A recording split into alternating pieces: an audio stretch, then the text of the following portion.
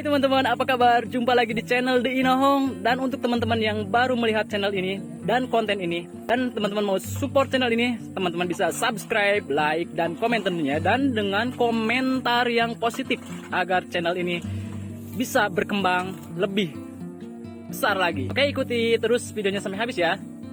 Oke teman-teman, sekarang saya sedang berada di kandangnya Bapak Rustam. Dan sudah izin tuh, itu dia yang punyanya, udah izin untuk nge-review kandangnya ya teman-teman.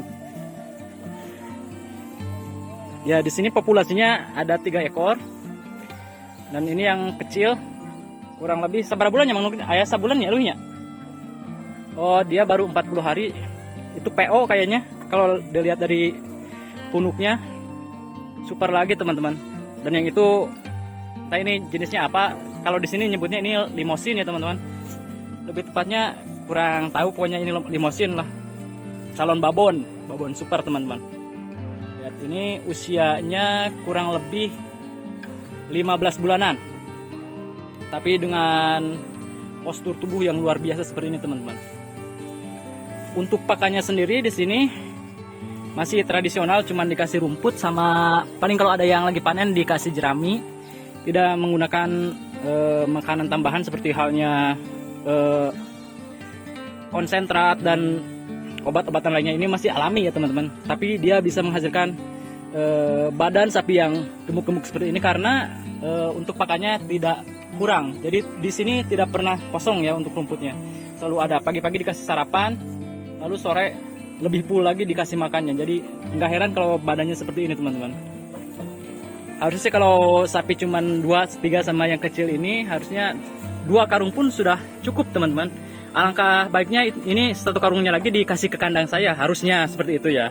Cuman mungkin yang punya kandang pengen hasil ternaknya super semua ya. Ya Mang Yan, kita izin review ya di sini ya. Untuk honor nanti bisa diatur ya belakang panggung. Ya ini dikasih perapian seperti ini, diasapin supaya nggak banyak remetuk ya teman-teman. Kalau remetuk itu dia nyocok ke sapinya teman-teman. Nah, dia yang kecil itu sudah mulai makan rumput selembar 2 lembar. Ini juga calon babon super nih. Di sini pasti ini dua-duanya bakal jadi ikon yang luar biasa teman-teman. Pokoknya tahun depan, idul depan medah-meduh lah pokoknya ya untuk kalau sapi-sapi ini dijual. Nah teman-teman, makanya pun sapi-sapi ini lumayan lahap, cukup lahap.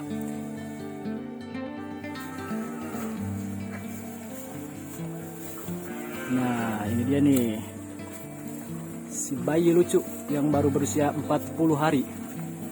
Jenisnya PO teman-teman ya, masih lucu nih. Dan lindek sekali teman-teman. Lindek itu kalau bahasa Indonesianya apa ya? Jinak teman-teman. Di sini sapi-sapinya, sapi-sapi Bapak Rustam ini jinak-jinak teman-teman.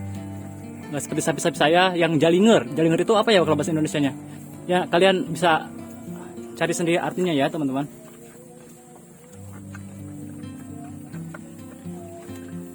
Dan untuk induknya sendiri teman-teman, ini masih cenderung muda ya. Ini baru 2 kali beranak, yang itu yang sebelah sana, yang besar itu sama yang kecil ini. Jadi dia baru 2 kali beranak teman-teman.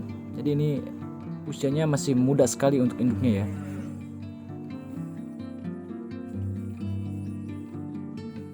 Nah teman-teman, jadi pas waktu Idul Adha kemarin, si sapi ini udah ada yang berani nawar dengan harga, atau ada yang berani beli dengan harga 25 juta teman-teman.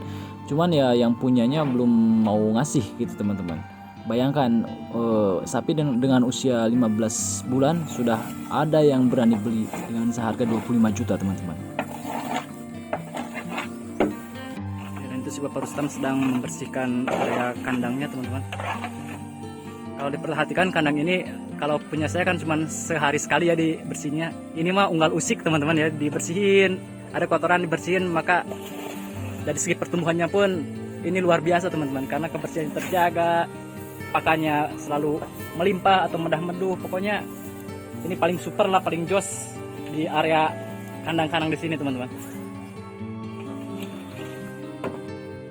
Sebenarnya teman-teman, untuk pertumbuhan sapi itu tidak hanya dari segi makanan ya, tapi untuk segi tempat pun dia berpengaruh. Misalnya kan kita dari segi makanan full, tapi kesehatan kandangnya nggak terjaga, yaitu bisa berpengaruh juga kepada pertumbuhan dan kenyamanan si sapi itu sendiri.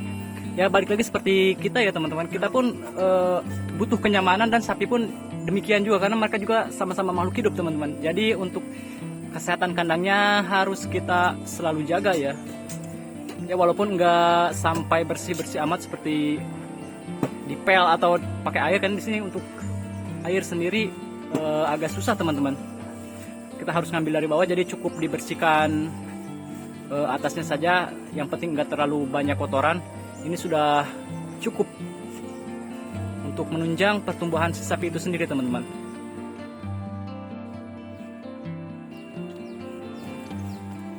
Ya teman-teman, untuk sapi ini usianya baru sekitar 15 bulanan, belum menginjak 1,5 tahun. Tapi katanya waktu Idul Adha kemarin ada yang sudah berani nawar di angka 20 up ya, 20 lebih ya teman-teman.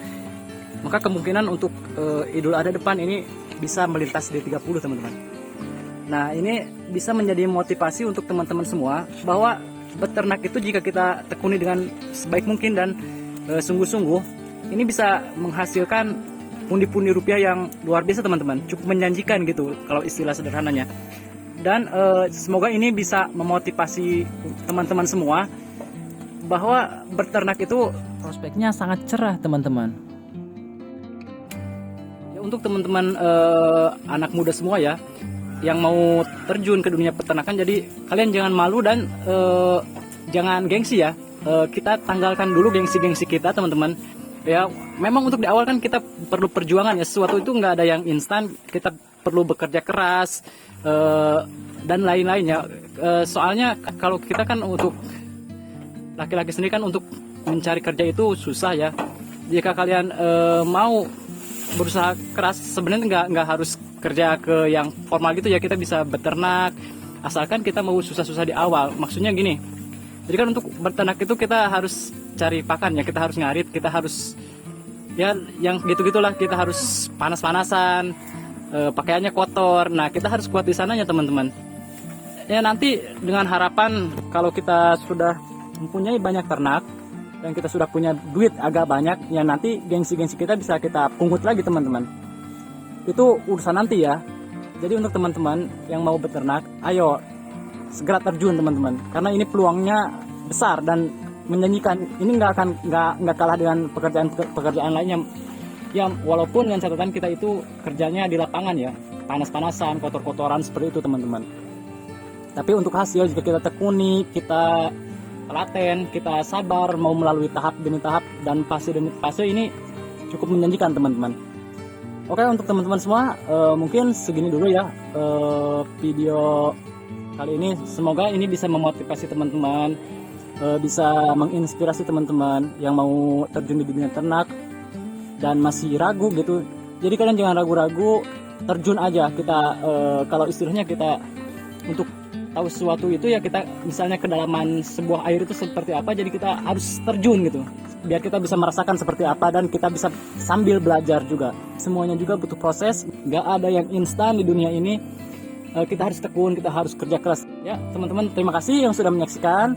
Jangan lupa like, comment, subscribe, dan share video ini sebanyak-banyaknya teman-teman, agar video ini bisa menyebar ke seluruh pelosok negeri dan ke seluruh penjuru dunia teman-teman. Oke teman-teman, see you next time and bye-bye.